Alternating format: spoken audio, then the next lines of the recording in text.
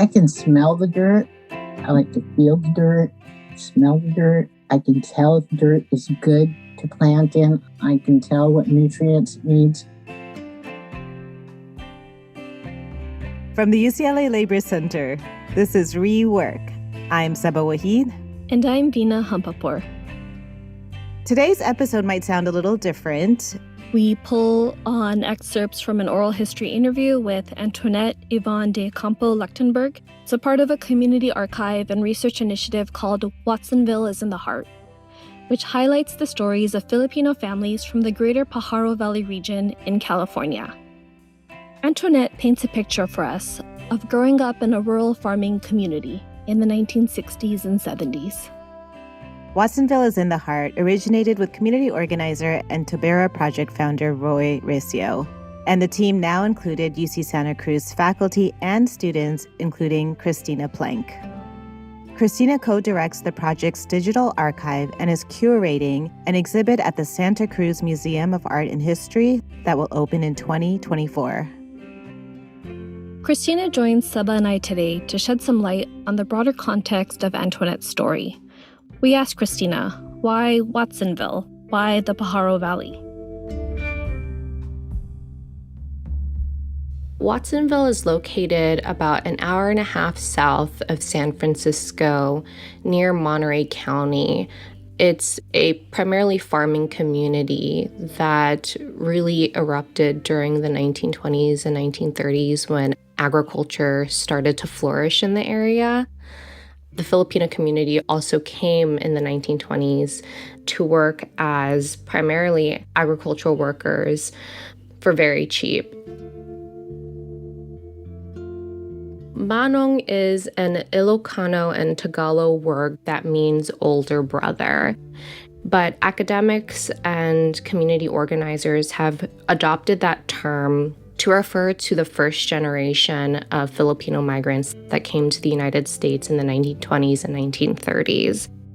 A lot of them were young men who were eager to work and had these ideas of what America was like from their U.S. colonizers. And when they came here, they realized that the visions of the U.S. were very different than their experiences.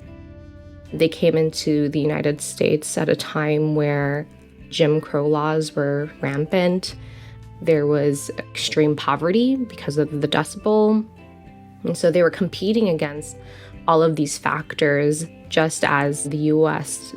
marked the Philippines as one of its colonies. Antoinette's father, Skippy, was a part of the manong generation. It's kind of hard to be first generation. Philippines is a long ways away, right? A lot of people don't understand the hardships that they did go through. I mean, they were paid pennies to work and lived in terrible living situations. My father left the Philippines, was 17. As he says, I packed my 2 pairs of pants, my 2 shirts, and my money, and he stowed away on the boat. And he came to San Francisco. So Filipino migrants that came in the 1920s and 1930s worked up and down the Pacific Seaboard in California, Oregon, and Seattle, following the seasonal crops. During the time of Japanese incarceration during World War II, many other Asian ethnic groups were perceived to be also Japanese and were also wrongfully incarcerated. Antoinette believes that somebody thought that her father, Skippy, was Japanese, and so he was sent into the incarceration camp. My father didn't have his papers, and he was in an internment camp. And he lost everything at that time. He didn't really talk a lot about that time. So I have a lot of holes about where he went.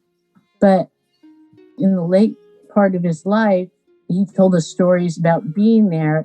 And he was treated a little bit better because whoever was in charge realized he really wasn't Japanese.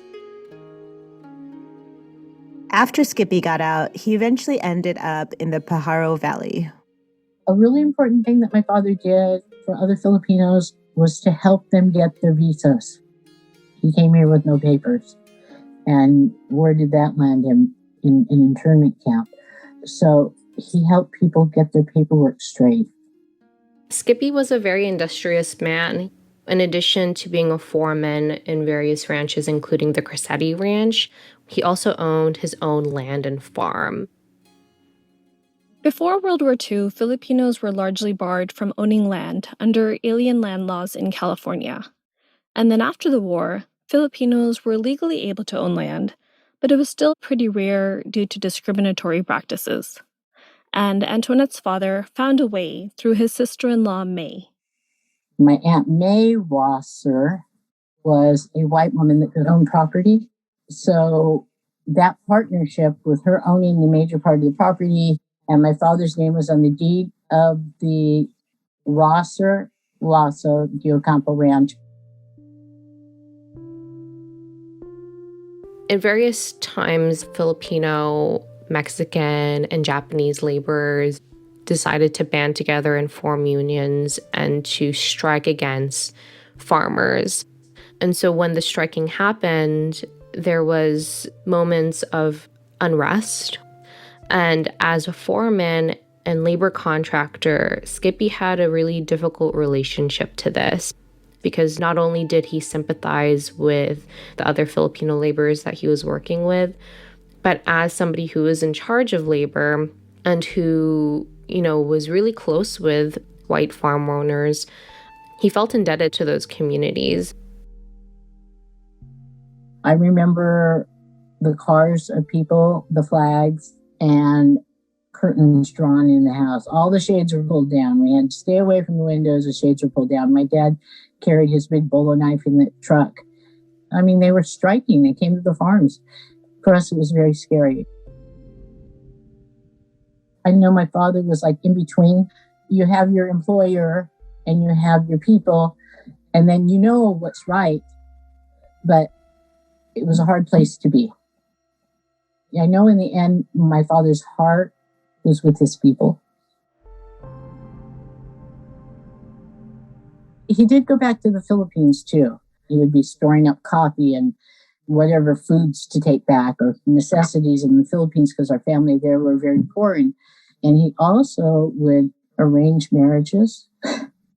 He'd make that trip to the Philippines every couple of years, take some rancher with him, find a wife.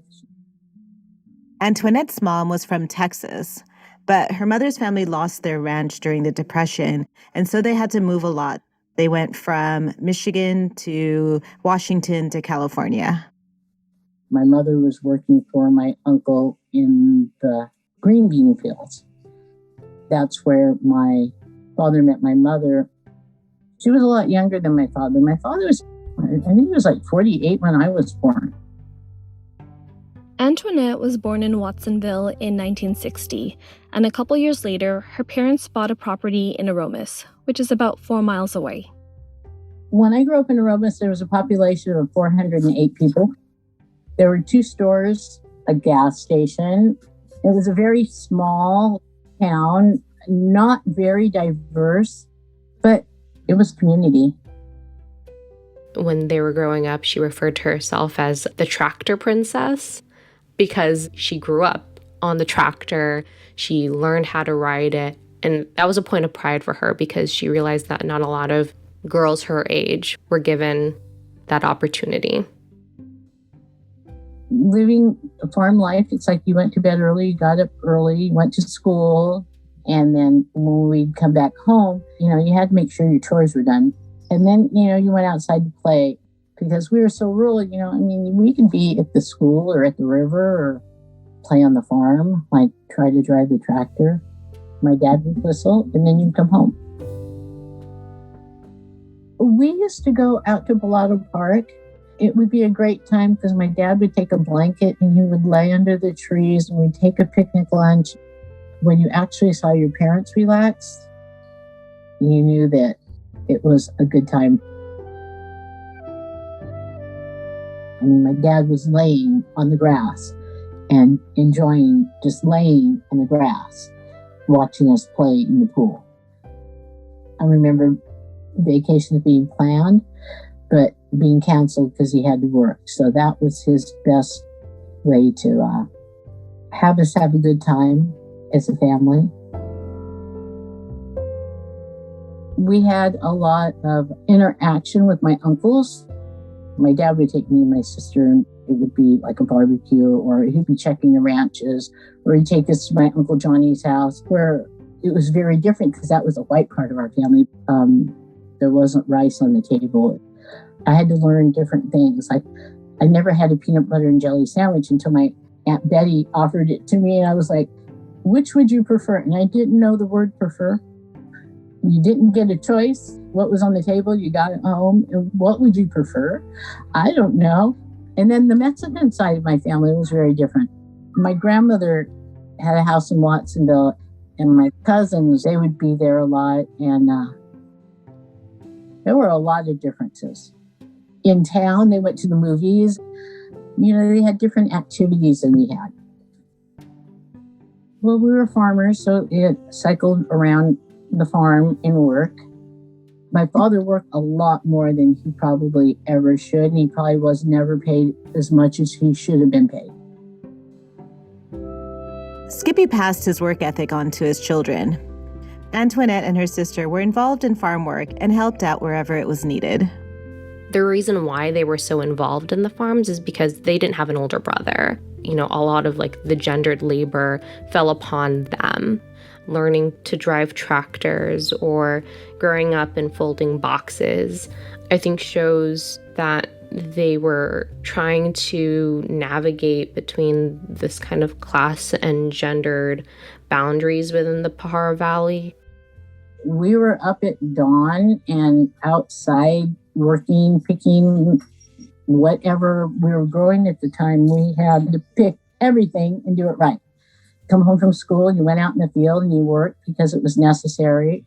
And we worked every summer, you picked until lunchtime, you stopped, took a break. And if you got to be the lucky one to go in and make that pot of rice at night before everybody else came in, then you got to quit a little bit earlier. So my sister and I learned how to cook rice by the time we were 7, 8. No rice cooker, a pot. When we got older and we got our work permits, we went to other farms. It was agriculture around us, so there were blackberry fields, and we would work at the orchards, picking up windfall apples. It was work. When you turned to 18, you got an alarm clock, so you could get to your job on time. I think when you were 13, you got a watch, and you never were late. You weren't late. Our parents really instilled in us from the time my sister and I were young to save our money. We had to buy our own school clothes. But it wasn't always just hard work because, we had our uncles and we had the aunties that came out to work, and they were always fun, and there was always laughter and a barbecue in the field, or, hard work, but a lot of good heart.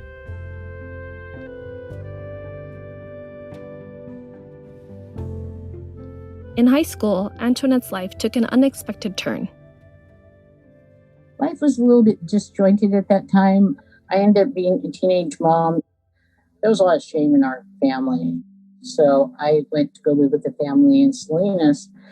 And when I had my son, my father came to the hospital and moved me home. He said, "No, you're my daughter. You're coming home." And the relationship with my son and my father was so tight. He'd come and get him and sit him on the table and have breakfast with him when he was just an infant. My father basically kind of raised him. They are so much alike. Raising him was the easy part. Going to school and going to work was the hard part. At the time, I was a teenage mom. I had been accepted to Cal Poly San Luis Obispo. My counselor said, "You can't do that." And I had to go to work, but I always went back to school. And then, there were things that would come up, and it was like, what, if you don't have somebody advocating for you, you are lost. You are lost. And I was lost a lot of years. Then it just clicked on me that, what, if you've been through it, then you should share it to make it easier for the next person. My father was one of the most generous men I ever knew, that you always help to make life better. I would say for the descendants of the manong generation, 50% decided to stay in the Pajaro Valley. For Antoinette, she wanted to stay to give back to the community by going into education. Antoinette became a college administrator, using her own experience to help other single moms. Eventually, Antoinette's father got sick. Antoinette believes that the physical labor that he endured throughout his life is what ended up causing a lot of these physical ailments later on as an elderly man, that his exposure to pesticides and other chemicals during the growing process perhaps might have caused his physical decay. The work, the type of labor, the fact that he was working multiple jobs at the same time caught up with him. When my father passed away, I moved out there to help my mom maintain the ranch, but then I got sick and I couldn't help maintain the ranch. My mother sold the property to my brother and my sister. I've made peace with it because I live a mile away from all my memories. I drive through these fields I've been through all my life. I drive through and look at the black dirt. I remember the pristine valley with the beautiful orchards and the strawberry fields and the bean fields. And now it's all hoop houses and plastic. I know that it's good for the farmers, but I also know that through the pesticides and this transition, a lot of us got sick. I know that a lot of our fathers suffered from being directly underneath these poisons and the sprayers. And, we as kids used to chase the plane that was crop dusting. My sister and I had a bedroom on the other side of the wall of the storage room that held poison. But, you can't hold that against your parents because they didn't know. My father used food as medicine, though. He knew if he didn't feel good that he needed to eat more broccoli or he needed to eat fish. My father took care of us when we were sick. So it was always fresh fruits, vegetables, so much to the point where I kind of hated them after a while. But he would know that they would make you feel better. It just was something ingrained in him. It was something that I started studying it more. Back to Eden was a book that I kept really close to me after my father's heart attacks because he knew he needed a heart tonic. And he kept telling me about these berries. And I finally looked it up and it was hawthorn berries. And I ended up making them hawthorn berry tea, which was a heart tonifier. And then he would tell me about other things. So I would go to the herb room and pick them up. And it really started my passion for learning herbs and plants as medicine. Yeah, I've kept that pretty close to me throughout the rest of my life. I'll tell you a little story. My father used to put the marijuana in the alcohol for his rheumatism, and he would actually make it for some of the judges in Santa Cruz County and really important people. This green stinky ointment. Now, I didn't know what it was growing up, but I went up in the attic one day and I found some pot. And I went, oh my God, this must be my brother's. So I hid it so my father wouldn't find it. And then my father called up and he says, God damn it, Antoinette, your brother took my stuff. And I was like, whoa, wait a minute. What stuff, Dad? And he says, I had a bag in the attic. That's my marijuana I make my medicine from. I had to tell him, oh, I have it. Here it is, Dad. I make amazing pain salves now, and I have to attribute that to my father and teaching me that. It was something that they knew was good medicine. I've done a lot of studying about herbs. I mean, these weeds that we call weeds are really medicine, and I tend to them. And my son, his wife is a herbalist, and he's very much followed the path my father did with food as medicine. My grandmother, too, she used a lot of herbs. My dad used to actually go help her put her garden in every year in Watsonville. We collect seeds, and my love of plants and farming has to come from my dad and my grandparents. But dirt is important to me. Dirt's very important to me. We asked Christina whether their project, Watsonville is in the Heart, is ultimately about the manong generation or their descendants.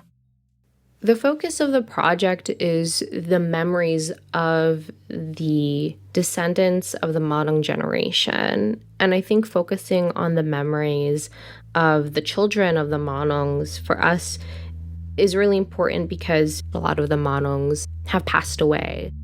And so the only record that we have of them now are the memories and the stories that the second generation have retained. And so memory work and the politics of memory is so important because it shows us what is remembered, why is it remembered, and what is lost. And those gaps in memory, I think, tell a larger story of the Filipino-American experience in the Pajaro Valley. This project is also personal for Christina. It's really deepened my connection to this place that I call home. And it's really invigorated me to be loud as a Filipino and to showcase these histories and say that Filipinos survived on this land for so long and we continue to do so. Growing up, I didn't realize that the history of Filipinos went as far back as it did. Connecting with the family members, that's what makes the project so important and so special to me. It feels really gratifying and I think shows the deep connections that we have between the university and the community. Community members participate in this project because they're also thinking about the future. They're hyper aware of the fact that these histories will not be recorded if they don't do it themselves. And so they're thinking about how can we continue on this history making so that their future generations can feel a sense of pride and belonging to the place that they're from or growing up in. I love my grandchildren to death, and all I want to do is encourage them that you're so worthy. You are authentically you, and you came from where you came from, and you can learn from your parents, you can learn from me, but you have that power to be who you are, be the best you can be, and when you don't want to be anything at all, take a break and come back to being authentically you and light that spark. My father was a little man, but he was the biggest man I ever knew. And he had the biggest heart, and he was so generous. He had a sense of humor that he was just a funny guy.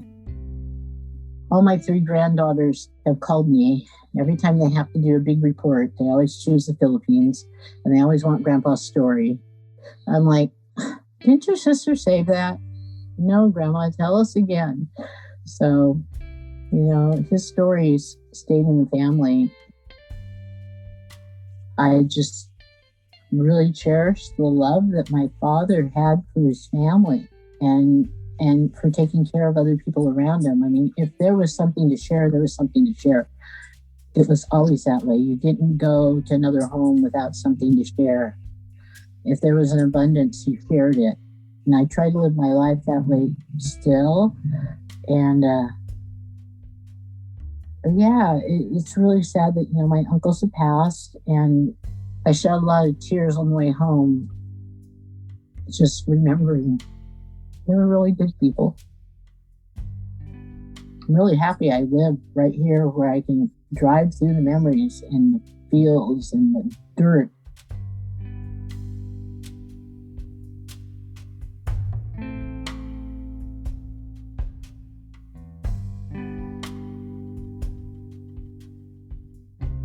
What her interview really made me think about is how we connect to our origins or our roots or where we came from. And In her interview, this is multi-layered. You see this beautiful connection she had with her father and the ties between the generations. She talks about knowledge that gets passed down. And then you also see her connection to the actual land she grew up on, like the dirt itself. And then when I was thinking about this, it's almost like there's another layer to this in choosing to record an oral history interview. Her past and her heritage and her family's story, the roots of that are in this oral history recording now for future generations to see. It made me just think about the different ways that we connect to where we came from and the ways that we feel it and preserve it. Hearing the story of a previous generation from the next generation, the image of dirt really resonated for me. It made me think of what is home and what is my land?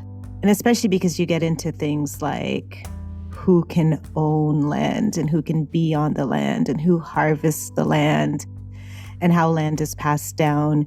And, working with an oral history this time and really getting to see Antoinette's story, Skippy's story, but then a whole story of a bigger community, whether it's regional, like the Pajaro Valley, as well as the Manong community. What I really felt in this story was both how stories are passed down and then also how traditions are passed down.